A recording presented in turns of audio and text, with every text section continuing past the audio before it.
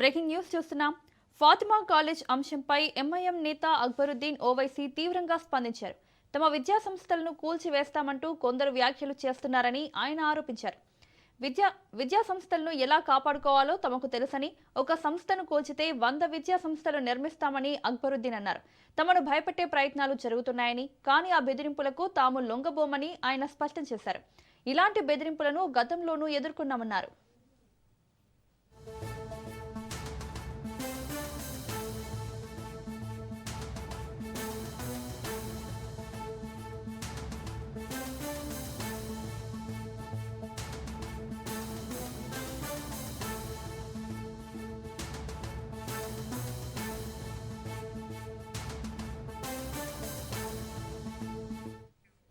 Fatima college అంశంపై MIM నేత అక్బరుద్దీన్ ఓవైసీ తీవ్రంగా స్పందించారు.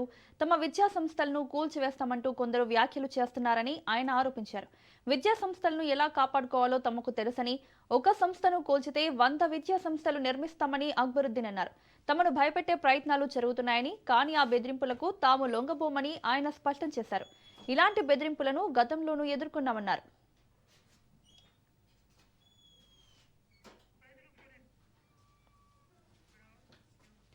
ఇదే అంశానికి సంబంధించి మరిన్ని అప్డేట్స్ మా ప్రతినిధి సైదులు అందిస్తారు. సైదులు. మౌనిక, ఫాతిమా కాలేజీ అంశంపై అక్బరుద్దీన్ ఓవైసీ స్పందించారు. ఫాతిమా కాలేజీ కూల్చివేస్తామని కూడా ఈ మధ్య కాలంలో చాలా మంది మాట్లాడుతున్నారని, విద్యా సంస్థలను ఎలా కాపాడుకోవాలో మాకు బాగా తెలుసని, సంస్థలని కూల్చేస్తే మరో 100 కాలేజీలు నిర్మించేందుకు మేము సిద్ధంగా ఉన్నామంటూ కూడా అక్బరుద్దీన్ ఓవైసీ ఈ రోజు ఆయన స్పందిస్తూ మాట్లాడారు. యాక్చువల్ గా బండ్లగూడ మండల పరిధిలోని బండ్లగూడ విలేజ్ సర్వే నెంబర్ 62లో ఉన్న తల్కం చెరువు ఎఫ్టీఎల్ పరిధిలో ఈ యొక్క ఫాతిమా కాలేజీ నిర్మించినట్లు ఆరోపణలున్నాయి. ఫాతిమా ఓఐసీ విద్యా సంస్థపై తెలంగాణ హైకోర్టు తీవ్రంగా స్పందించింది. విద్యా సంస్థకు ప్రభుత్వం నుంచి ఎలాంటి అధికారిక అనుమతులు లేవని పాఠశాల విద్యాశాఖ ఉన్నత న్యాయస్థానానికి స్పష్టం చేసింది.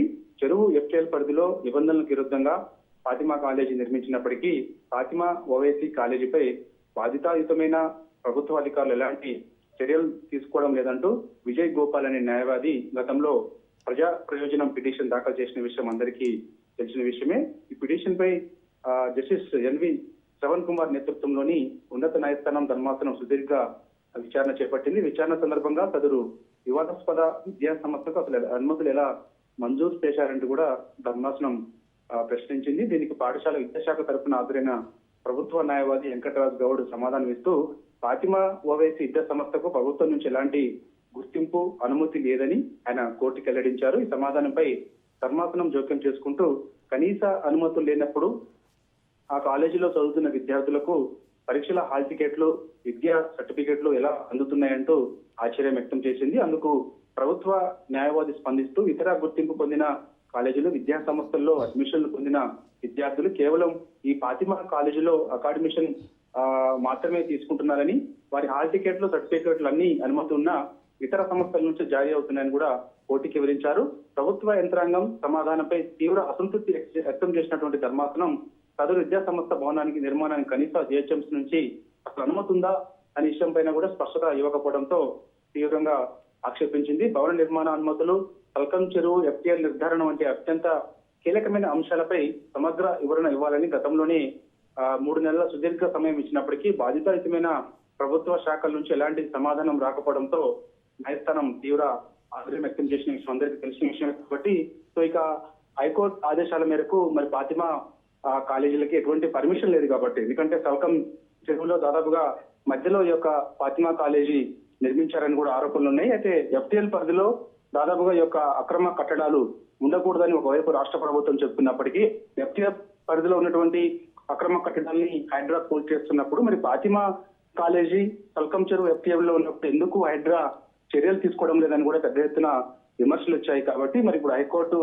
జోక్యం చేసుకున్న నేపథ్యంలో ఇప్పుడు హైడ్రా ఎటువంటి చర్యలు తీసుకుంటుందనేది కూడా సర్వత్రా ఆసక్తి నెలకొంది.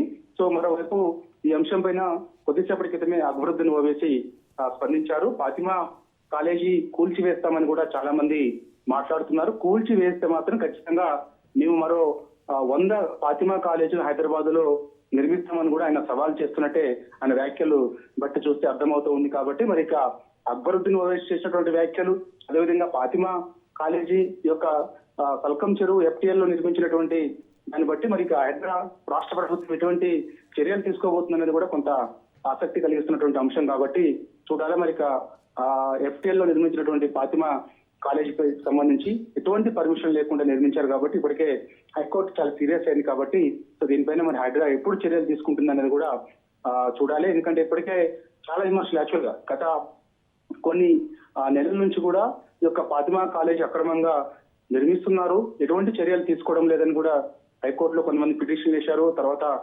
కొంతమంది హైదరాబాద్ ఫిర్యాదు చేశారు, స్థానికంగా ఉన్నటువంటి GHMC అధికారులకు ఫిర్యాదు చేశారు. కానీ ఎవరు కూడా పట్టణట్లు వివరించారు అనేది కూడా కొంత కనిపించింది కొన్ని రోజుల పాటు. కానీ ఇప్పుడు మాత్రం హైకోర్టు జోక్యం చేసుకోవడం, సో మరి హైకోర్టు జోక్యం చేసుకున్న తర్వాత మరి ప్రస్తుతం ఆ ఫాతిమా కాలేజీలో ఎంతమంది స్టూడెంట్స్ చదువుతున్నారు, సో మరి వారి యొక్క భవిష్యత్తుకు సంబంధించి కూడా అన్ని ఆలోచన చేసిన తర్వాత మరి రాష్ట్ర ప్రభుత్వం ఎటువంటి చర్యలు నోటీసులు ఇస్తుందా, లేకపోతే వారిని వేరే కాలేజీలకు పంపించిన తర్వాత ఈ యొక్క అక్రమ కట్టడం అంటున్నారు. కాబట్టి మరి అక్రమ కట్టడాన్ని మరి ఎప్పుడు కూల్చేస్తారు ఏంటనేది కూడా మనకి తర్వాత తెలిసే అవకాశం అయితే కనిపిస్తుంది. కాబట్టి సో అక్బరుద్దీన్ చేసిన వ్యాఖ్యలు మాత్రం ఇప్పుడైతే చర్చనీయాంశంగా మారాయి.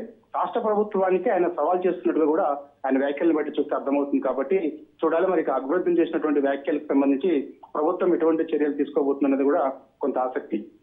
Right Saidulu, thank you.